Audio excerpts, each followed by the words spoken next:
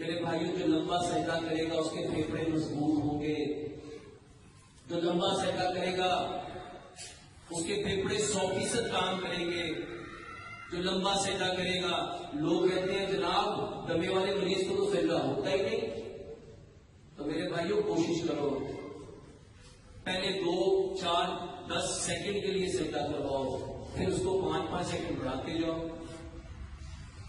سجدے میں نبی صلی اللہ علیہ وآلہ وسلم نے ارشاد فرمایا اگر لوگوں کو پتا چل جائے سجدے کی حالت میں کیا ملتا ہے تو کوئی انسان سر سجدے سے اٹھائے ہی نہ.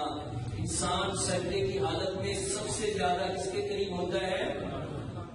اب جو اللہ کے قریب ہو گیا اس کی تو تکلیف رہنے والی ہے.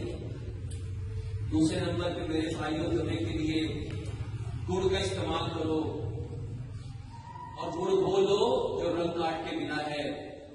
کھانا کھانے سے آدھا گھنٹہ پانی کو پہلے پلاؤ، 1.5 گھنٹہ بعد پانی پلاؤ. اور میرے بھائیوں ایک لقمے کو 32 بار چباؤ. دمے کے جتنے مریض ہیں ان میں زیادہ تر مریضوں کا مسئلہ پیٹ میں گیس ہے. جب گیس ہوتی ہے پیٹ پھول جاتا ہے اور سانس پراپر طریقے سے آتا نہیں ہے. تو میرے بھائیوں دمے کے لیے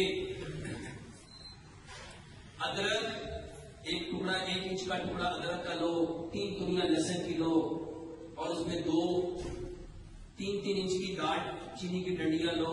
2 کپ پانی میں اس کو اتنا پکاؤ، 1 کپ رہ کے اس کو چھان کے اس میں 1 چمچ گڑ ملا کے وہ لو.